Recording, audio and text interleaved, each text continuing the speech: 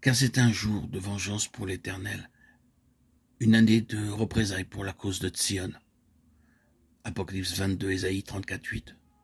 Quelle est donc la controverse de Sion? Ce n'est rien d'autre que la contestation pour la vie de Sion. Nous n'allons pas permettre que cette suggestion historique nous conduise à une étude des Écritures, mais nous pouvons dire que Sion est souvent représentée dans l'Ancien Testament comme la fiancée de l'Éternel, celle à qui il est marié. Nous sommes familiarisés avec cette expression, la Vierge de Jérusalem. L'histoire de Sion est une histoire mouvementée. Sion a constamment été un sujet de contestation, l'objet de l'envie, de la convoitise, de l'antagonisme des nations. Et toutes les nations se sont trouvées à un certain moment ou à un autre dans une relation particulière avec Sion. L'histoire de Sion est très significative et très subjective du point de vue spirituel. En fait, la contestation fut celle de Dieu avec les nations pour la vie de Sion. La prophétie d'Ésaïe rend cela très clair. Dieu s'intéresse au plus haut point à la cause de Sion pour la vie même de Sion et entre dans une contestation terrible avec les nations sur ce sujet. Gardons cela présent à l'esprit alors que nous prenons le Nouveau Testament et que nous considérons l'aspect spirituel.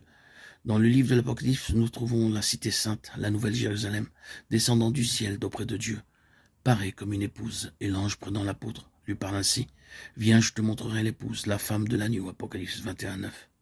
L'apôtre poursuit en disant « Il me transporta en esprit sur une grande et haute montagne, et il me montra la ville sainte Jérusalem qui descendait du ciel d'auprès de Dieu. » Le chapitre final de l'Apocalypse nous conduit dans la cité, la chose centrale en est l'arbre de vie, et du centre coule le fleuve d'eau de vie. Et alors que cette plénitude est considérée l'esprit, et l'épouse disent « Viens ». Voyez-vous ce qui spirituellement est le fil conducteur? Ici, la contestation pour la vie de la Sion spirituelle est à sa fin, et la vie abondante, triomphante, rayonnante en est la caractéristique. Tout au long du livre de l'Apocalypse, le Seigneur s'occupe des nations, et à la fin du livre, toutes les nations sont montrées comme ayant été soumises au jugement de son Fils. La contestation pour la cause de Sion est réglée une fois pour toutes, et on trouve finalement Sion triomphante dans la plénitude de la vie. Nous en avons dit assez pour établir le fait que cette contestation est en relation avec la vie, et c'est en fait avec cela que nous sommes concernés en ces jours. C'est de manière spirituelle qu'aujourd'hui nous sommes dans la contestation de Dieu en faveur de Sion. Si nous prenons le 6e chapitre de la lettre aux Éphésiens, il nous présente ce qui est en train de se passer dans le domaine spirituel. Il s'agit d'un conflit avec les dominations de ce monde, et le reste de la lettre rend parfaitement clair que cette contestation avec les dominations de ce monde concerne l'Église. L'enjeu étant la vie même de l'Église, la vie des élus. Nous sommes donc dans la contestation, et le problème n'est autre et rien de moins que le problème de la vie. En considérant le message du Seigneur à cette Église en Asie, nous voyons que la chose qui occupe la place prééminente en importance et en valeur pour le Seigneur lui-même, c'est le témoignage de la vie, non pas de la tradition qu'ils ont eue, ni tellement du travail chrétien et de l'activité réalisée, ni même du nombre important de choses recommandables et même précieuses aux yeux de Dieu qu'il a pu y avoir. Mais bien ce qui est central et fondamental dans l'élection, l'appréciation et le choix divin, à savoir le témoignage de la vie. Dans le premier chapitre de ce livre, le Seigneur est présent comme celui qui est vivant, celui qui était mort, mais qui est désormais vivant au siècle des siècles, celui qui tient les clés de la mort et du séjour des morts.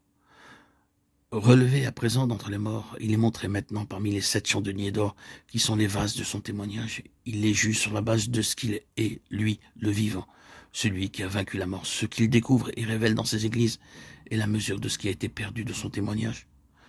Cela vaut plus à ses yeux que ce qu'il a trouvé parmi eux, comme intérêt, sollicitude, activité pour lui-même et pour sa cause. Il montre les choses qui ont administré un coup à ce témoignage et les nomme. Ces choses, il faut le dire, qui ont supplanté cette pleine expression de ce qu'il est, lui, le vivant. Ainsi, il met en évidence ce qui est pour lui plus précieux que toute autre chose, plus que toutes les autres choses réunies ensemble, à savoir la vie spirituelle en plénitude, en puissance, en manifestation, en impact et en témoignage. Apocalypse, chapitre 22.